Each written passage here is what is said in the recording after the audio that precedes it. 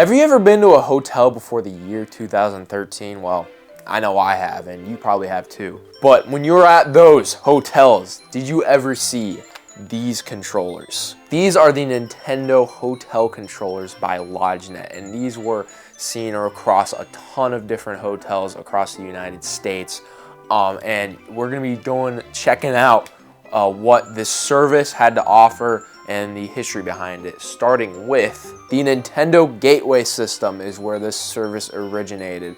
The Nintendo Gateway System was a service that was used in airlines across a couple different airlines around the world, none of which being in the United States. It was a service that would allow you to rent Super Nintendo games while you were on your flight. It used kind of a weird looking controller. It was like a rectangle looking thing. It did not look like a very comfortable controller, but you know, hey, that's the sacrifice you had to pay to play Super Nintendo games on your airplane. I mean, in my opinion, that's a worthy trade-off. This Nintendo Gateway System would spin off into a service by LodgeNet where you could play Super Nintendo games, and then later you could rent N64 and GameCube games, you know, when those systems came out. There were a ton of hotels where these controllers could be found, so without further ado, let's look at these controllers. Here we have the Super Nintendo LodgeNet controller. I don't know the controller. Yeah, the LodgeNet Super Nintendo controller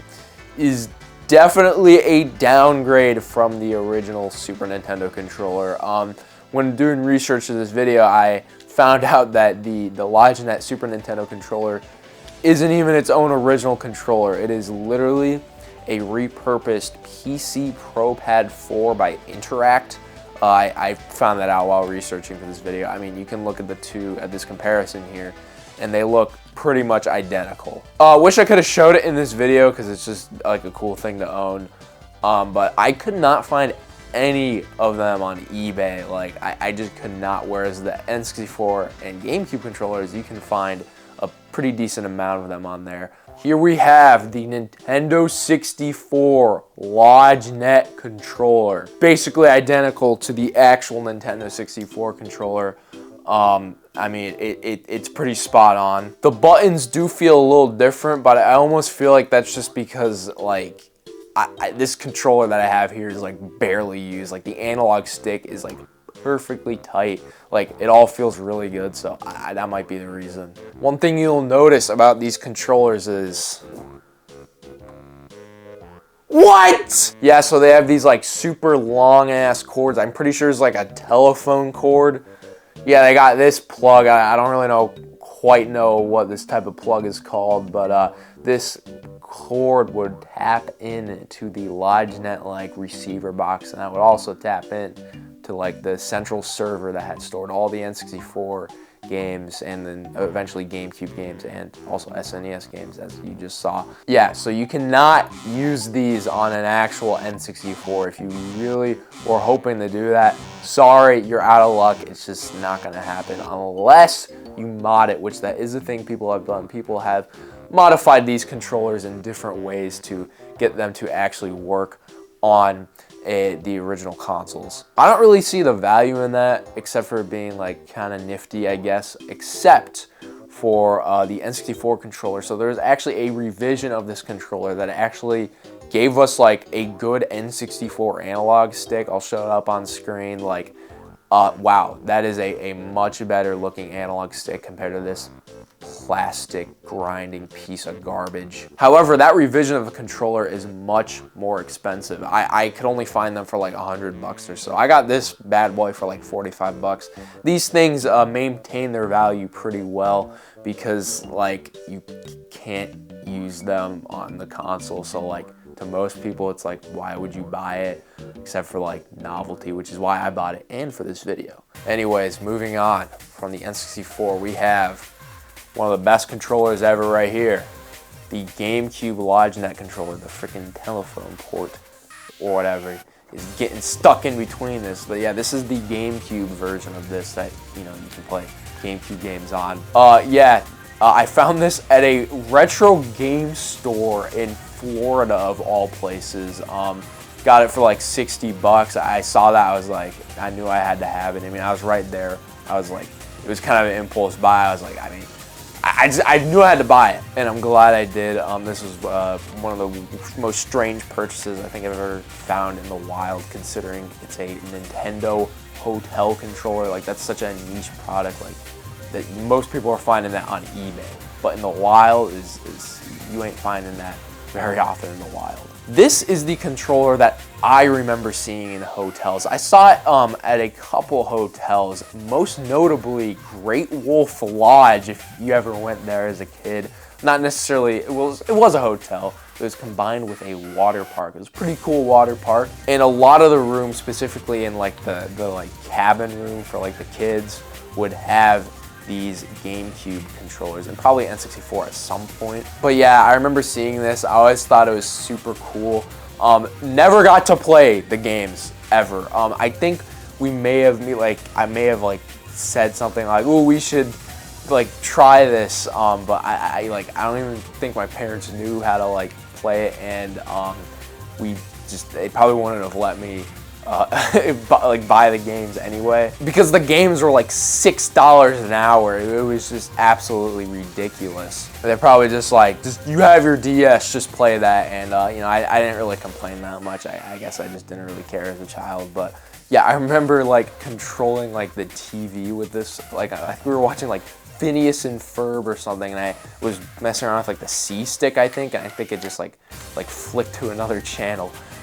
Which was quite funny. So yeah, that is the GameCube controller. I won't lie though, this thing feels quite different from the actual GameCube controller. You might not be able to tell very easily, but it's just slightly like ergonomically like shaped differently. Like, it's not quite the same. It also has these little things on the back, these little rubber parts to like stop it from sliding on the table. It just feels ever so slightly different, and honestly the buttons feel a lot more hollow and cheap, especially compared to the Logitech N64 one. This just doesn't feel the best. The sticks feel a little different.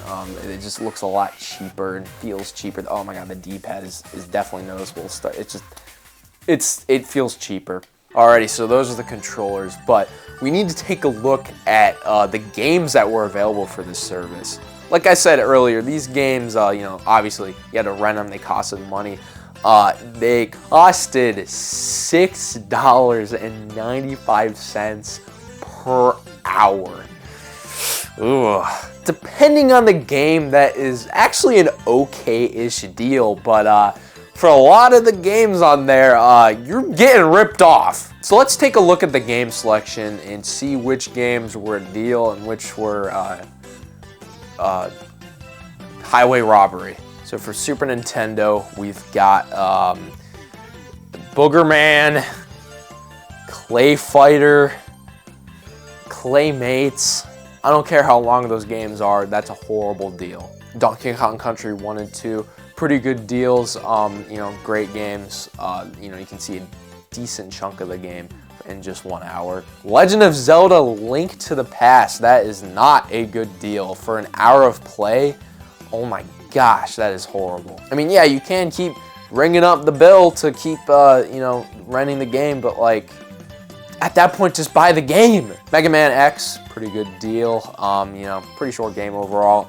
Tetris Attack, that's a great deal. That's a very pick up and play puzzle game, in which, you know, it's a puzzle game, of course, pick up and play. Very good deal there. Super Ghouls and Ghosts, that game's pretty hard. You know,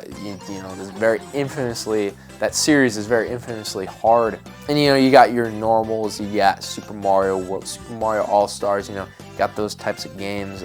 Wario's Woods is on there. Vegas Stakes, I don't know what the hell Vegas Stakes is. But yeah, pretty good selection. That's not all of them. I'm just listing a couple from each. Moving on to N64, Donkey Kong 64. That's not a good deal. There's like a million things you need to collect in that game. I mean, hey, I've never played it, so I don't really have the right to say. But Kirby 64, I don't know how long that game is, but that's probably a pretty good deal. Both of the Zelda games, yikes. Just no. For an hour, no. Just no. Mario Party 3, well, considering it's a multiplayer game and these hotels only had one controller, why would you do that? Now, Mario Kart 64, that's a pretty good deal. I didn't see Super Mario Kart on the SNES service. Let me look, actually. Yeah, it's not there, but Mario Kart 64, I mean, Mario Kart is fun whether or not you're playing with other people or with yourself. And that's, again, a very pick up and play game, so that's a great one to get. Namco Museum 64, that's not bad. Hey, if you want that pick up and play type style, especially if you're like if you're a casual gamer, that's probably what a lot of them got, because they saw Namco and they're like, "Fuck, man, I remember that when I was a little kid in the 1980s." So yeah, that's a good one to get. Pilotwings 64, I like that game. Mario 64, of course. Smash, you know, Smash, that's not a bad pick. So yeah, those are some of the N64 games. Now on to GameCube. Animal Crossing was on this? That is a horrible deal. Like, that is a multi-day game. That game takes months to fully get through everything, see everything. That is an awful deal. Worst deal by far in this whole, throughout all the consoles. Chibi Robo is on this. That is pretty insane.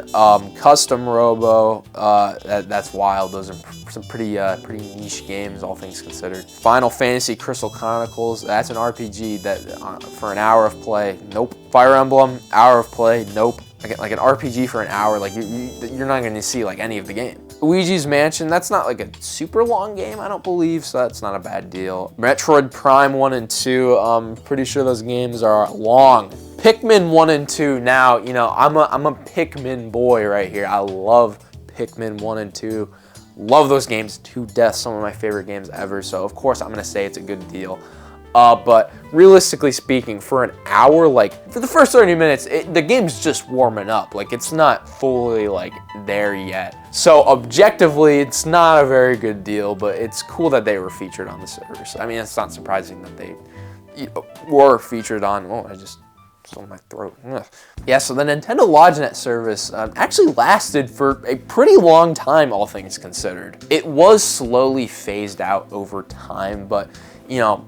Like I said, as late as 2013, in 2013, I remember seeing the GameCube controllers, which isn't as surprising because the GameCube was, you know, a much more recent system. I mean, the GameCube was only, 10 years old at the time, so not that crazy, but the N64 service, you know, that could be found in some hotels, you know, probably in, early 2010s, and that system was, you know, is much older. I'm not sure how long the Super Nintendo service lasted, but you can find videos of the N64 and GameCube services, you know, all over YouTube. There's not a ton of videos of them, but you can find a couple of videos of people finding the GameCube and N64 controllers and the service in early 2010, stuff like that. It's really cool to see.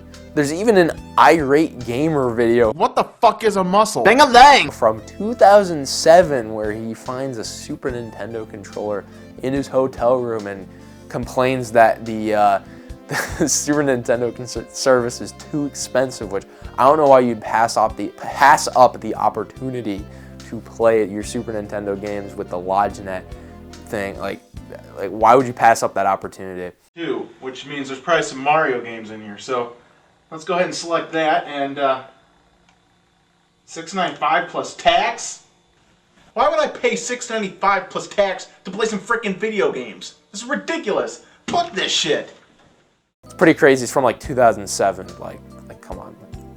That's pretty late, all things considered. It's really cool seeing these videos, even if they are quite old at this point. The fact that it lasted so long is just insane to me. And, you know, this is one of the most interesting topics in Nintendo's history. Maybe not one of the most interesting, but it's a pretty darn interesting topic in Nintendo's history. I mean, this thing right here, especially this GameCube controller for me, this is a core memory for me. It was just so, I just will always remember seeing these in a hotel, and it's kind of surreal to actually own one in my own hands, in my own home. It's really cool. If you want to get one of these for yourself, I kind of touched on it a little bit, you know, these aren't the most valuable things in the world, so, you know, you can find them for, you know, 50, 60, maybe 80 if, you know, they're really good condition, but I don't know exactly, but it's just really cool to fulfill that core memory of my childhood, and yeah, it's it's cool to actually own it. I'm almost certain no more hotels in America have this service. Probably some random hotels might have this service, but a lot of them probably don't. So the only way you can truly, see one of these controllers again is if you buy them for yourself. Anyways, enough rambling, which is what I just love to ramble. Thank you guys for watching this video. See ya at a hotel.